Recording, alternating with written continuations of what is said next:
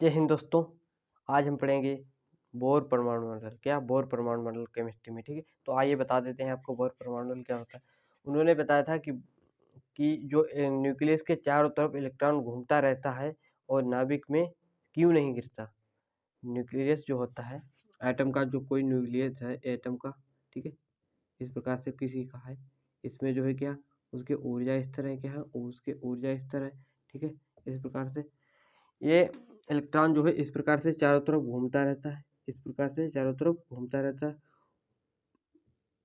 इस प्रकार से चारों तरफ जो है घूमता रहता है। इलेक्ट्रॉन जो है इस प्रकार से चारों तरफ घूमता रहता है, ये इस तरीके से इलेक्ट्रॉन घूमता रहता है, लेकिन नाभिक में नहीं गिरता।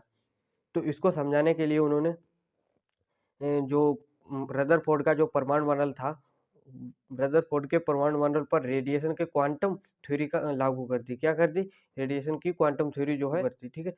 तो इससे उन्होंने एक परमाणु मंडल प्रस्तुत किया, हाइड्रोजन एटम परमाणु मंडल। क्या? हाइड्रोजन एटम मॉडल प्रस्तुत किया, हाइड्रोजन एटम मॉडल प्रस्तुत किया, जो हाइजेनबर्ग बोर का परमाणु मंडल था, ठीक है।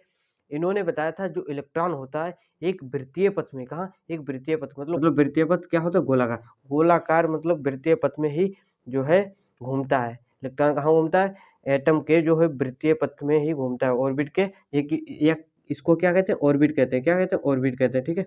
ऑर्बिट कहते हैं, ठीक है।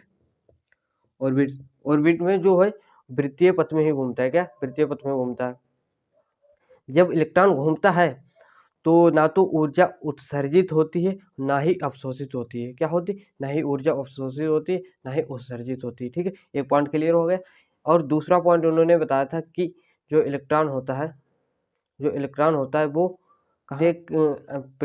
इलेक्ट्रॉन जो है प्रत्येक ऑर्बिट की एक निश्चित ऊर्जा होती है। क्या होती? निश्चित ऊर्जा संलग्न होती है। क्या होती? प्रत्येक ऑर्बिट में एक निश्चित ऊर्जा संलग्न होती। क्या होती? प्रत्येक ऑर्बिट में एक निश्चित ऊर्जा संलग्न होती, जिसको क्या कहते हैं? इलेक्ट्रॉन का ऊर्जा स्तर कहते हैं। क्या कहते हैं? इलेक्ट्रॉन का ऊर्जा स्तर कहते हैं, ठीक है। दूसरा पॉइंट क्लियर हुआ।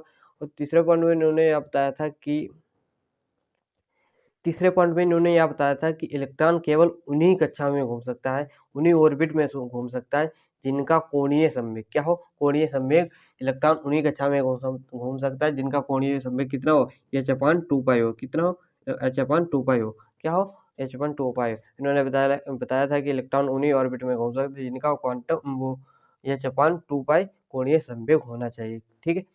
और इनका चौथा जो पॉइंट था, इन्होंने बताया था कि जो है किसी भी ऑर्बिट में उपस्थित इलेक्ट्रॉन की ऊर्जा क्या होगी? उसी में उपस्थित जो संलग्न ऊर्जा होगी वही इलेक्ट्रॉन की ऊर्जा होगी। क्या होगी? वही इलेक्ट्रॉन की ऊर्जा होगी, ठीक है। चौथा पॉइंट था इनको कि इन्होंने बताया था कि जो है इलेक्ट्रॉन नाभिक से नजदीक ऊर्जा स्तर को इन्होंने क्या नाम दिया था? मान लो एक क्या है? नाभिक है, यहाँ बना लेते हैं। यहाँ पर जो क्या है? एक नाभिक है। नाभिक के नजदीक, अब यहाँ पर बहुत से नाभिक के नजदीक एक क्या है?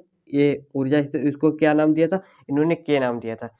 इस नाभिक के सबसे नजदीक ऊर्जा स्तर को के नाम दिया था। उससे दूर को क्या कहा था? एल, फिर एम, इसी प्रकार से और होते तो एन, ठीक है। इस प्रकार से उन्होंने नाम दिए थे।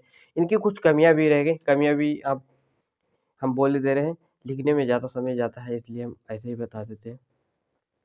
ह्यूमेन इफेक्ट और स्टार्क इफेक्ट को ये स्पष्ट करने में असक्षम रहे। क्या? असक्षम रहे, सक्षम नहीं हो पाए, ये फेल हो गए, असफल हो गए, ठीक है।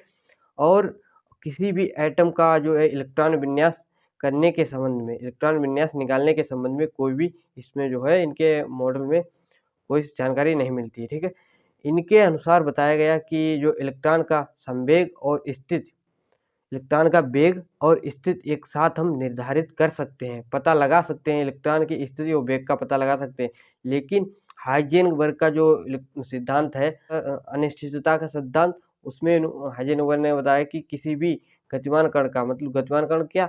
इलेक्ट्रॉन जो है हर समय चारों तरफ चक्कर लगाता रहता, उसका हम वेग और स्थिति एक साथ जो है नहीं बता सकते, ठीक है, नहीं बता सकते। उसमें भी इनका जो है मॉडल फेल कर गया, ठीक है।